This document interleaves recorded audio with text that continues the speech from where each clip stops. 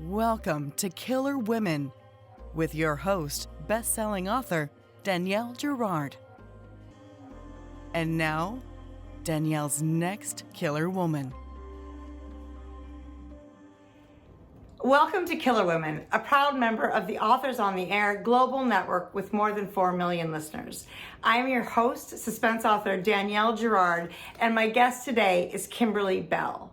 Hi. Kimberly is the USA Today and internationally best-selling author with over 1 million copies sold worldwide, with titles including The Paris Widow, The Marriage Lie, a Goodreads Choice Awards semifinalist for Best Mystery and Thriller, and the co-authored #1 Audible original, Young Rich Widows. Kimberly's novels have been optioned for film and television and selected by Library Reads and Amazon and Apple Books editors as Best Books of the Month, and the International Thriller Writers as nominee for the Best Book of the Year. Kimberly divides her time between Atlanta and Amsterdam. Welcome, Kimberly. Thank you. Thanks for having me. Kimberly and I had a little rosé before this started, so it's possible that I'm a little more relaxed. I'm also still fighting a cold that I've had for like 10 days because I've spent the month in New York, and it turns out it'll take your voice. So we are here today to talk about the fabulous Paris Widow, which, if you were paying attention a few days ago, I posted a quote from that with Kimberly here in my little Chelsea apartment. We also have George. George is with us today because he's in love with Kimberly and he literally will not leave her alone, so I'm trying to hold him down. So Kim, before we get started talking about all the fabulous stuff, can you tell our listeners a little bit about The Paris Widow? Absolutely. So The Paris Widow is about Stella and Adam. They are married, very happily married. They are on the tail end of a whirlwind vacation, kind of the trip of a lifetime, 3 weeks in all of Stella's favorite places in Europe. They've experienced it together. And on the very last day of their vacation, tragedy strikes. Adam is in a restaurant when it explodes and he disappears. And then after that, soon after that, the police come to Stella and they say that Adam wasn't just one of the victims, but also the target of the bombing. And Adam is a rare dealer. He searches out antiquities for buildings in his hometown. Right. You know, probably like ornate trims and things that come and then he can purchase. Flooring, things like that, bathtub sinks, all the things that go into a house. He takes them from these beautiful antique historical homes and resells them in Atlanta. He has a store. So tell us about that, because obviously you're in Atlanta.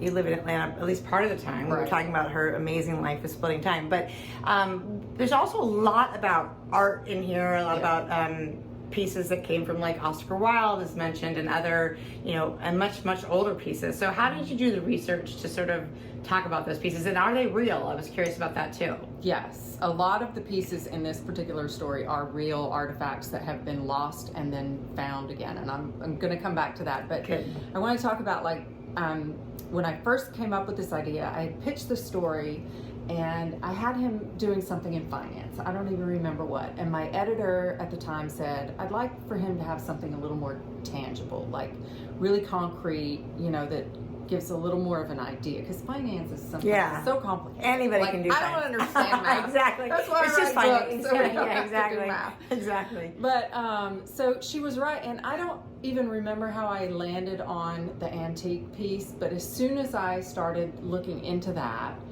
I came upon these articles about blood antiquities, and I was like, what's that, right? But Right. it's basically these pieces of history from these important historical sites that are being pillaged, often in war-torn countries, being pulled out of temples, churches, historical sites, smuggled over international borders, and sold to the highest bidder. And often the highest bidder is someone that on the outside at least looks very legit. Like if you Google it, blood antiquities museums, you'll find a ton. Museums that have been like called out and have to return whatever it is that they bought. Wow. Because they find out later that, it was illegally obtained or had illegal paperwork or whatever it is. So, you know, they're landing in galleries, museums, private collectors' homes, and there's just a lot of shenanigans that happens between the actual temple and where they end up. Yeah, and all that, I mean, the documentation of it, like, you know, I'm sure the forgery is rampant, and people getting paid at the borders to look the other way. Yes. Kind of, you know, there's nothing in that box over there. Yeah. I particularly, I think because we're writers, I was particularly interested in the Oscar Wilde. Yes. So talk about that piece, because that was really interesting. I'm trying to like picture it. Some buckles. Yeah. So in my research, I came across this man. He's Dutch. His name is Arthur Brandt. Yeah. Brandt. Google him. He's fascinating. But he calls himself, and I kind of stole that, his moniker for this book. He calls himself or actually I think it was a newspaper that called him that, the Indiana Jones of the art world. Yeah. Because his mission is to find these historical pieces and return them to their official owners, respectful owners. So the Oscar Wilde ring, which I use as a plot device in this particular story, was a real thing. Yeah. And he found it. And, you know, it was this ring that, you read it. It's been a minute since I read it. It's like buckles. It sounds like it was made of. But I think it was Oscar Wilde gave it to someone, or someone gave it to Oscar Wilde. I can't remember which one. But it had initials on the inside that stood for. Yes. Oh wow! Right. It was it was a lot of initials. It was a lot. And it was like from so and so to so and so. Because Oscar Wilde's real name is really long. It's all these initials. Yes, Yeah. exactly. I think it was from someone to Oscar. Yeah. But I might be getting it wrong too. But and it was just a gold band with, you know, it looked like a belt buckle. Yeah. on it. And when Stella is looking for Adam, she's wearing it on her thumb, you know, because she finds it amongst his things, and she's like, and of course it's noticeable. It's very distinctive, and it was a piece that was lost for 40, 50 years. Yeah. And people thought it was destroyed. Yeah. Like melted down for the gold. And then this Oscar guy, Arthur guy. Yeah, Oscar. It's confusing. Right. Arthur. See, it's the rosé. I'm just going to say right now, it's the rosé. He actually found this ring, and he returned it to the Oscar Wilde Foundation. Yeah. I mean, it's so, you know, it's so far beyond, like, obviously what I know about art, which is almost zero. But it's really fun when there's these real pieces, and of course anything that is, you know, writer related. But so many of the things you talk about are really, you know, they are, as you said, like, and we've heard of blood diamonds, so it's the same thing, but it's these, you know, precious things. And there are people, it sounds like, who, I mean, there's an argument to be said that they will keep them safe, right? Which is an argument made in the book by one such person, but there's also the argument that keeps them away from, you know, a private collector keeping them safe, but then that means that nobody can see it. Yeah. So the one thing I love about this book, and you do a beautiful job, is that balancing the question the whole time: is Adam a good guy or is he a bad guy? Because Stella's love for him, and she has her own backstory, which you get to learn about, which is also super fascinating, and you know, you do a beautiful job of this, like, tiny little hint in the very, very beginning of the book, and we're like, what is that related to? And we don't really find out until much later in the book, which I love. But you know, we're really rooting for Adam not to be a bad guy. I want to talk about marriage, Kimberly, because obviously we all know that I am coming to the subject now with a slightly different perspective than I had 2 years ago. And your books really do, like so many of them, The Marriage Lie, what was the last one about the personal assistant? Yeah, the personal assistant. My darling husband. Yes. Yeah, you are like a theme for sure. It is, and yet you have this. We also talked about her family, and you have this incredible relationship with your husband, which is so amazing. I think you're one of like 4 people that I know that have really very enviable marriages, and I'm so glad. So we'll keep it that way. Dutchman, behave yourself. But tell us about that. Like, why are you drawn to that, do you think? You know, I don't really know where that came from. It kind of just evolved. But I think for me, it's, you know, the universal fear of sharing a home, a bed, a life with someone, and being betrayed by them in a way that, like, can you forgive them? can you move on if you know why they did it? So that's part of, this story is we find out what's going on, what Adam has done and why he has done these things. Is it forgivable? Is it not? I don't know. And I think, in the beginning of the story, Stella might have had a different answer than at the end of the story. It's a really good point. That's absolutely right. And I mean, it's nuanced, right? If you found out your husband, well, I can speak from personal experience, but if you found out your husband suddenly was, implicated in some really serious sort of, art crimes and, what is your first thought? Because I think it's interesting that Stella immediately, there's moments where she sort of has doubt, right? Because of course, who wouldn't have doubt? Could this possibly be true? Could this possibly be the person I know? And yet she also has sort of a resounding faith in him. And I think that's admirable. How do you keep that faith, right? Yeah. How do you sort of, how do you know? And she refuses to leave. Everybody's telling her, get out of Paris, go home. You're not safe. You're not safe here. And she's seen some real evidence that is true. And she's had people approach her who aren't who they seem to be. Right. And yet she sort of refuses to leave, because she's like, she has to know the truth. She has to know the truth, right? And I think for Stella too, part of what helps her understand maybe and have that faith is she's done some stuff she's got some stuff in her past that she's not proud of either. And so she wants to know the real truth about Adam, not just, did he do these things, but why? Right. And it kind of does make a difference, right? I mean, it is true. She has, and I love her backstory is really amazing too. But maybe that's a really good point. How many of us can see something that somebody did and be like, well, I've never done anything bad. I've never done anything I'm ashamed of. I've never been, and we all sort of have to stop and be like, oh, there was that other thing I did. There was that time. Is it worse? Yeah. Is mine forgivable? And oftentimes, those aren't things, especially if they happen before the relationship, they're not things we share with new partners. Right. So we're, so there's things that Adam doesn't know about Stella, same as Stella doesn't know about Adam. Right. And that's it is interesting, but you really do have sort of a fascination about, maybe it is about sort of understanding motive, because I think about other books where it is, The Personal Assistant is a really good one, and if you haven't read that, you need to go back now. There's lots of reasons, and The Marriage Lie is another one. Why do these people make these decisions? Right.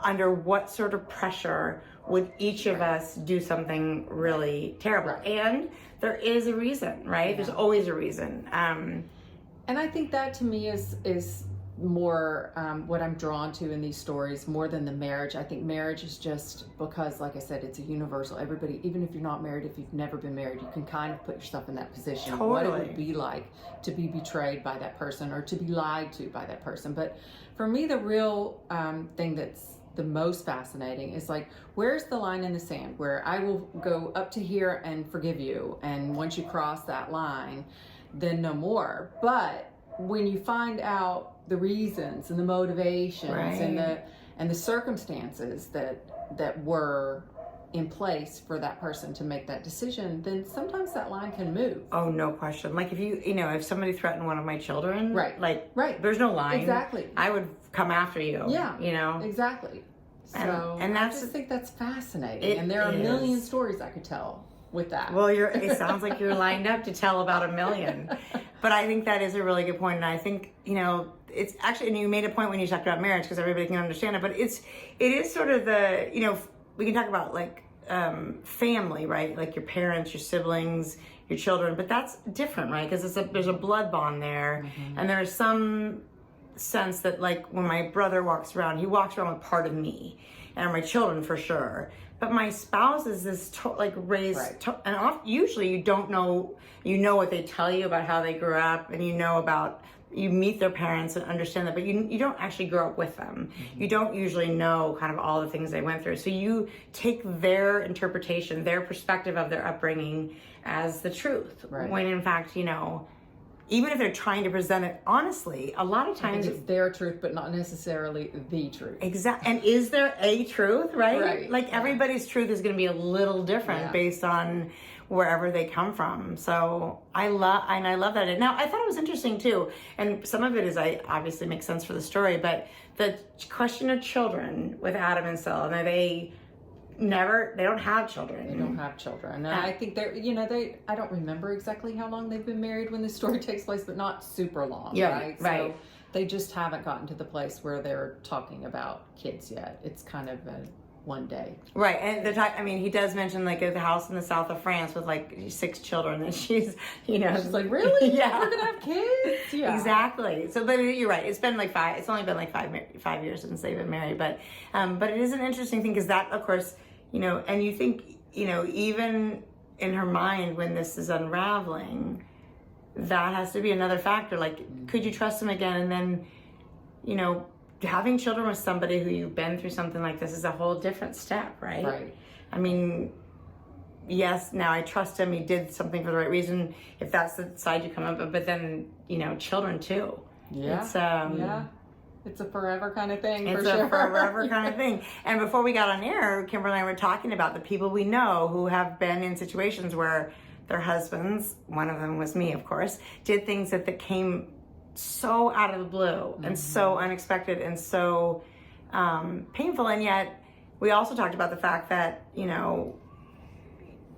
it's a context thing, right? It's about where they were in their lives and not about how you go forward with them, because clearly I don't think in this case you don't, but people do really crazy things.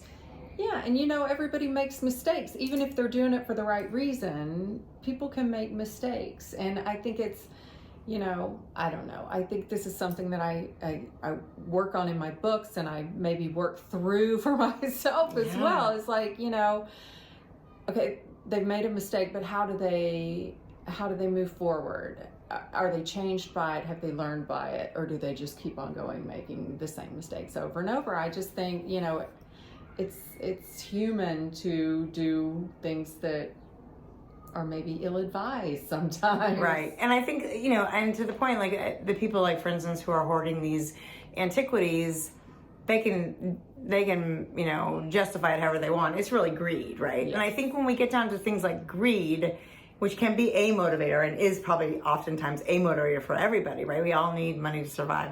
But if there's that sort of means, there's like some of them you can be like, that's a no-brainer, that's a no, right? We're done with you. Right. But then when there's other things in there, when there's protection of family or or people that are close to you, then it's really gray. Mm-hmm. It's not nearly as black and white. I feel like when I started this job, I was like, there's bad and there's good. No.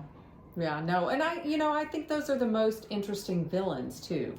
The ones that do things that you're like, oh, I see why they did that. Mm-hmm. Probably would have made a different choice myself, but I can see why that, Absolutely. And so I think those are the fun stories to write, where there is a lot of gray area.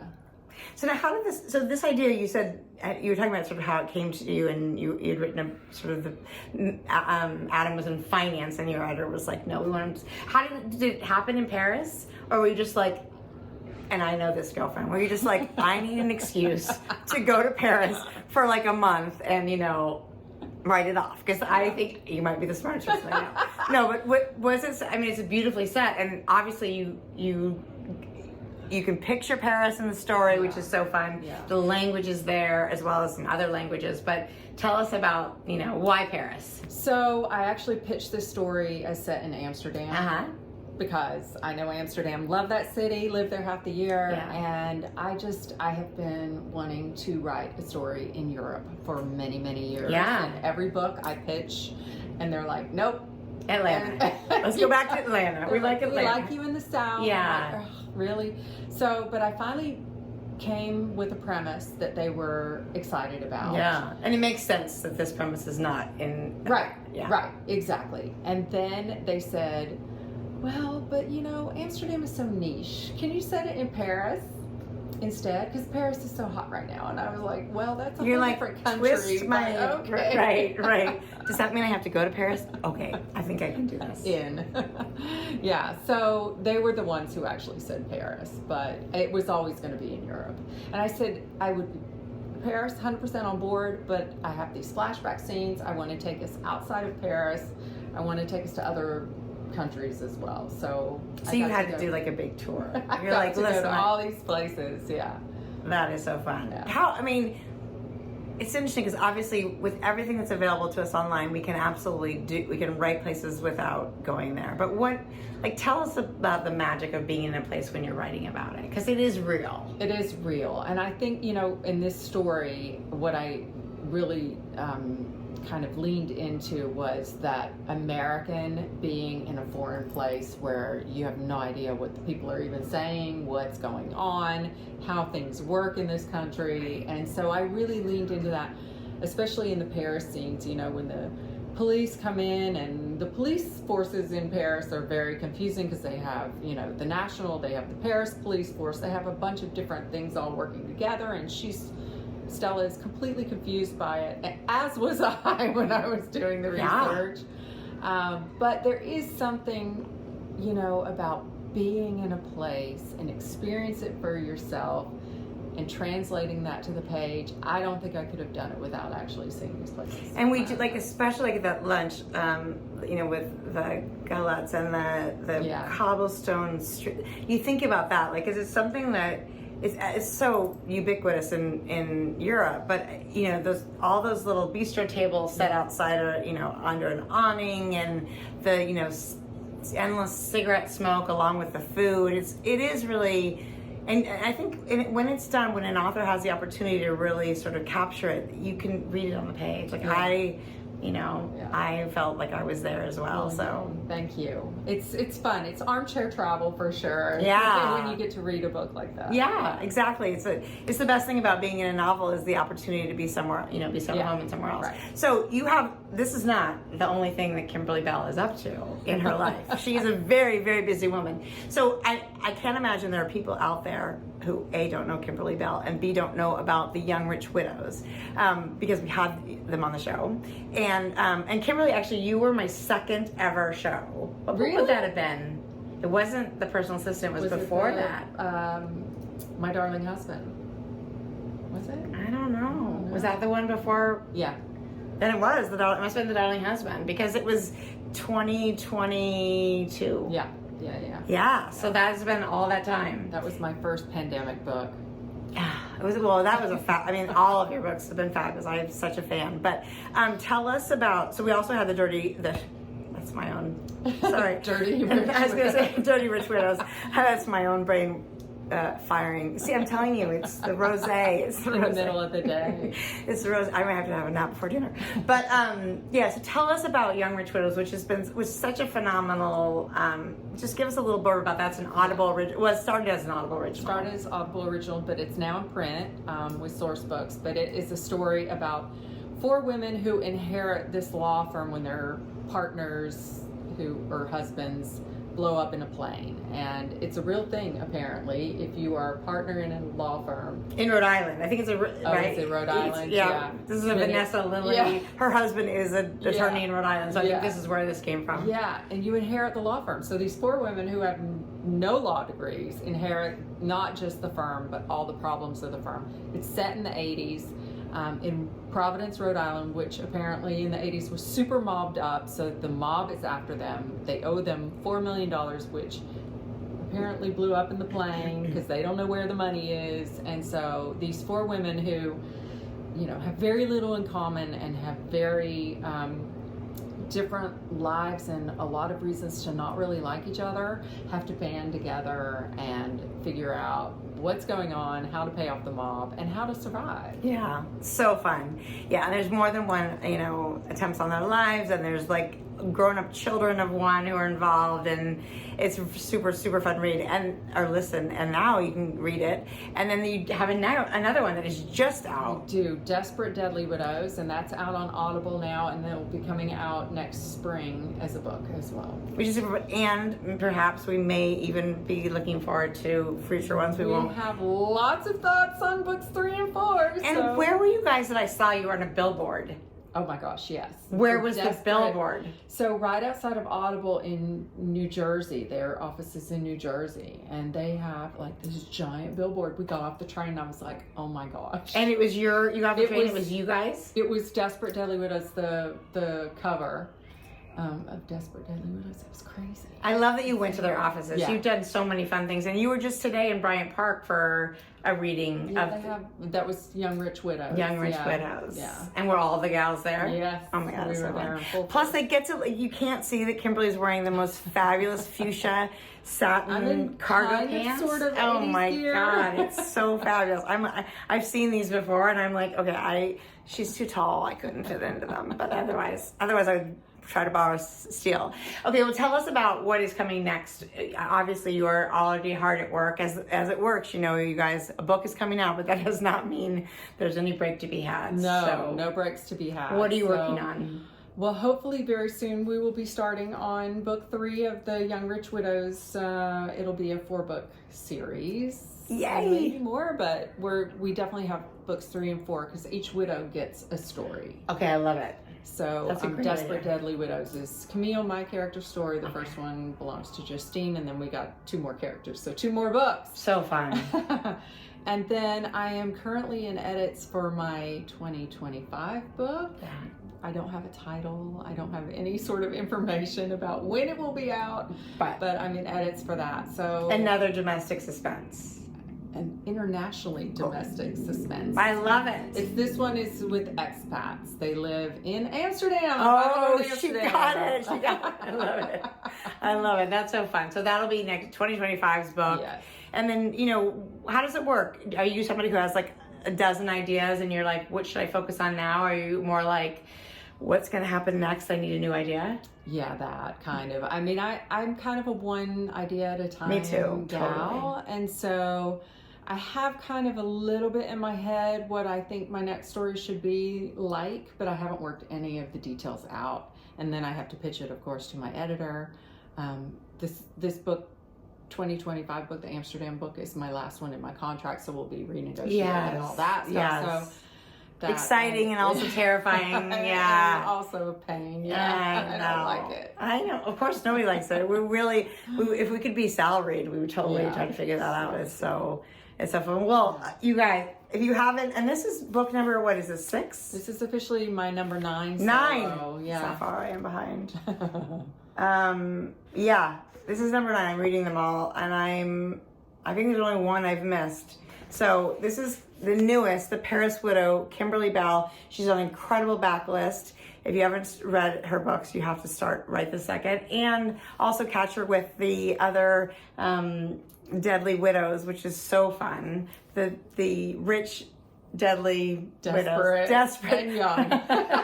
Rich, desperate, young, deadly widows. I love it. So fun to have you. Thank you for having me. This was a blast. And I got wine. Yes, rosé. Clearly, you guys will know when I'm not drinking rosé next time. And I managed to keep George off of Kimberly's lap for most of the show. So, everybody, this is Killer Women with Kimberly Belle. I'm your host, Danielle Gerard, and we will see you next time. Bye. Bye.